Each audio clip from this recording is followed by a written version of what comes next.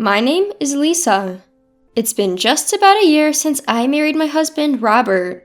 We've been living happily together in a small, cheap apartment, dreaming of moving into a newly built, detached house. His parents' house is located within a 5-minute walk, but they seldom come to our place. He once said, "My mom doesn't want to be the type to meddle with her son's marriage. That's why she doesn't visit us, even though we live so close." Upon hearing this, I started liking my mother-in-law even more. The biggest concern for most women after getting married is the meddling mother-in-law, but it seems I don't have to worry about that. If I were to be meddled with, I am sure I would resist. I've always been told by my parents, "If somebody picks on you, give it back twice as hard. Then nobody will mess with you." But it seemed unlikely I'd have to fight with my mother-in-law, so I was able to live stress-free regarding my family relationships. After several years of working, our careers were going well, and we started to have many conversations about buying a house. During this time, my parents, who had heard about our discussions, made us an attractive proposal. "We've always thought if you two decided to build a house, we'd give you some of our land. Feel free to use it." They offered to give us part of their own land. My parents aren't rich though, thanks to a windfall my grandfather got a while ago. They have had some very good land to pass on to us. When they discussed it with my grandfather, he said, "I've passed it on to you, so do as you please." When I told Robert about this, he said, "Let's take advantage of their generosity. I'll never be able to thank your parents enough. And thank your grandpa too. It's his land after all. Ha ha ha. Ha ha ha." So, we began to discuss what kind of house we wanted to live in, visiting showrooms on the weekends, touring our boss's impressive mansion, and talking to agents about new residences being built. Planning is often more fun than actually executing, isn't it? But then, one day, a call from my mother-in-law shattered our happy life suddenly. When Robert answered a call from his mother, it seemed she had somehow heard about our plans to build a new house.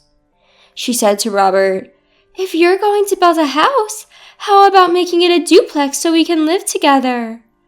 We were both stunned by her proposal.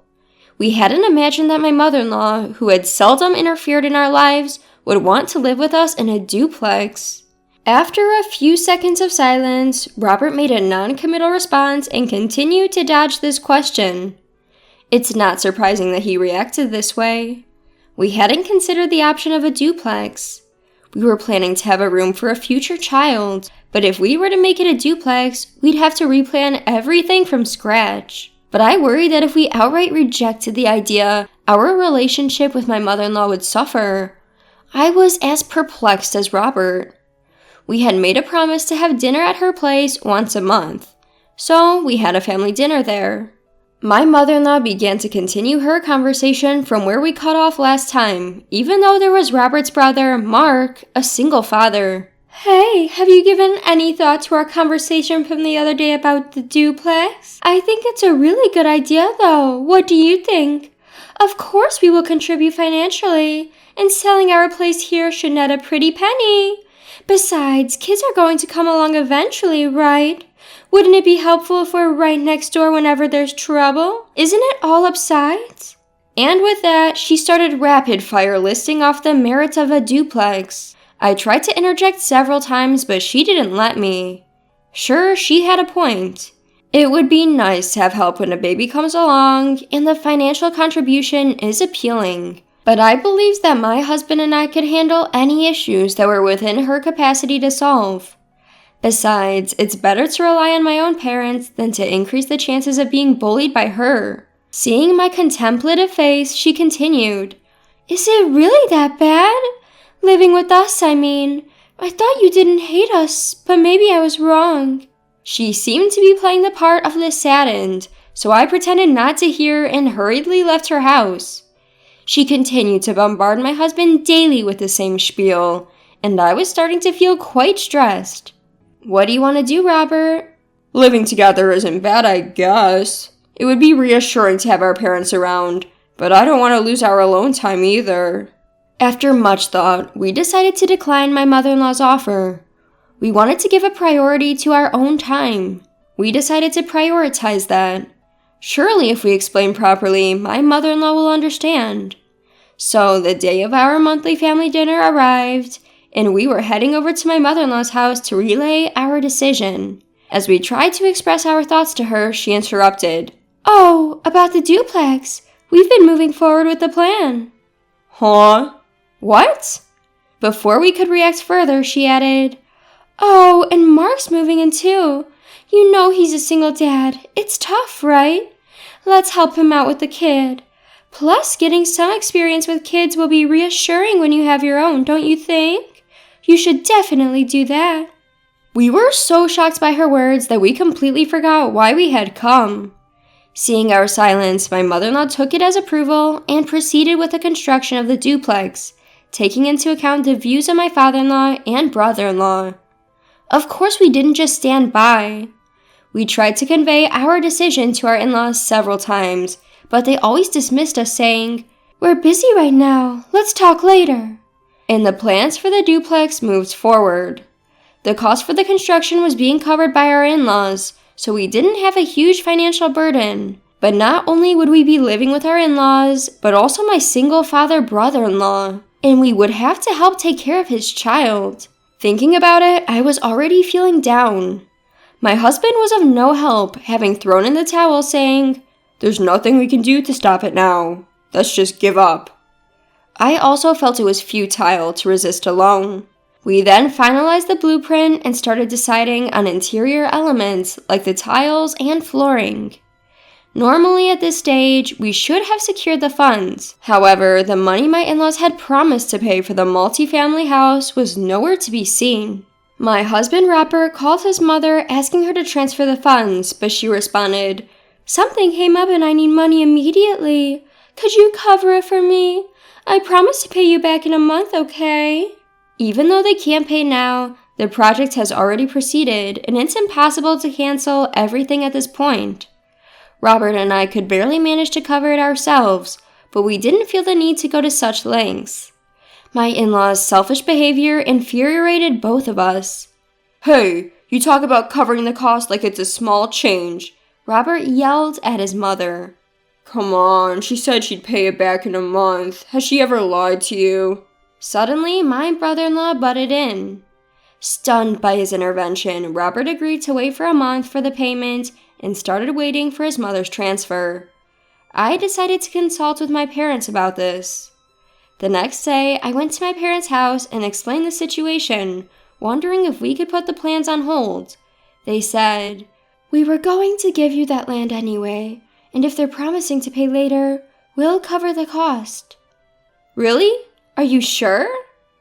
"Of course, dear. Your happiness is all that matters to us.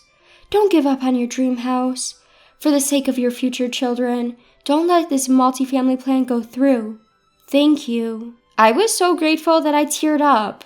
My mom smirked and said, "Plus, if they're around all the time, it'll be hard for me to visit, right? And I want to hog all the grandkids to myself." With my mother's help, the construction proceeded as planned, and finally, our dream home was completed.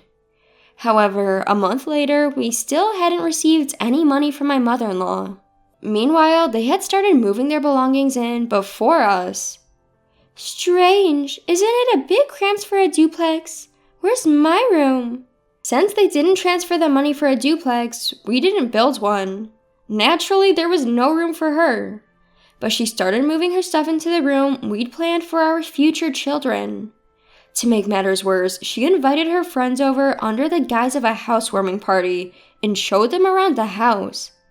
"It's our dream duplex. It's a bit small, but we have a wonderful garden and can even plant a vegetable garden. Once the veggies are ready, I'll share some with you," she said, as if they had built the house with their own money. Her friends, unaware of the circumstances, complimented the house before leaving. After they moved in and things settled down, 2 months passed and we still hadn't received any payment from my in-laws. Robert confronted them, but they kept saying, "Soon, very soon." The situation didn't change even after 3 months or even half a year. On the contrary, my mother-in-law announced one day, "We decided not to sell our house. Instead, we'll have Mark and his kids live there," blatantly stating that she wouldn't pay us any money. But I wasn't surprised. My husband and I had often discussed that she likely had no intention of paying. "Oh, I just noticed that the house is a bit cramped when you two live there too. Can you guys move out? I have friends who occasionally want to stay over, and I want to be able to use the place freely. Doesn't that sound good?" she asked. In response, my husband raised his voice slightly and said, "That's not the deal. Why should we have to leave our own house?" "Well, both of you are working, right? You're hardly ever at home, and since you don't have any kids, it shouldn't be a problem. Besides, Lisa's family is rich, right? You can afford to build a new house." I was dumbfounded by my mother-in-law's outrageous words. My husband felt the same way. "First off, you haven't paid any of the expenses like you said you would. If you're not selling the house, you had no intention of paying from the beginning, right?" "What can I do? I decided to let Mark, who's a single father, live there. What's wrong with giving a house to my own son and his adorable children?" She started to get increasingly irritated, and it seemed unlikely that things would clear up. So we decided to discuss it in our bedroom that night. "If things continue like this, my mother and her family will definitely try to kick us out and take over the house." Yeah, I suppose so. My husband was right. From the next day onwards, my mother-in-law's attacks continued daily, and she started making nasty comments and harassing me. "If you don't want to be bullied as a daughter-in-law, you better move out quickly." This is what they call mother-in-law versus daughter-in-law problems. I thought I wouldn't have to deal with such issues, but experiencing them firsthand turned out to be more troublesome than I'd imagined. When we were living in that small room, we barely interacted with her. Maybe I was foolish to not anticipate that things would turn out this way. However, being a person who believes in giving back as good as she gets, I decided to put a plan into action a month later. My husband, parents, grandfather, and I put a plan together. We decided to leave the house to execute our plan. My husband told my mother-in-law, "We're moving out. You want to invite your friends over as you please, right? You'll be happier that way." The moment she heard that, her face lit up with joy. We decided to move to a newly built apartment that we'd had our eyes on and return to renting. Reminds me of our newlywed days. Yeah, it does. Recalling our life in that apartment when we were newly married, we lived peacefully. Then, a week later, the phone rang. I overheard my husband say, "I see, that's great. By when?" I was sure that our plan had worked. In fact, the day after we made the plan with my parents and grandfather, we put our house up for sale. We found a buyer who wanted us to vacate in 3 weeks. While my mother-in-law wasn't around, we let acquaintances, colleagues, and others who wanted to see the house inside. Today's phone call was about one family who decided to buy. Then we arranged for 2 large trucks and decided to have the movers quickly load our belongings and furnitures onto them. We carefully timed it for when my in-laws announced that they were going to a theme park in New York over the weekend with their grandsons. They are probably enjoying their time with a certain mouse mascot right about now. Since they said they would be staying overnight, we thought that was our chance and prepared in advance. Everything went smoothly as planned because the professional movers did the packing for us, and it was completed much faster than we anticipated. We waited in front of the house, and when my in-laws returned in the evening, they seemed tense that something was different. My mother-in-law, looking anxious, entered the house and screamed, "What is this?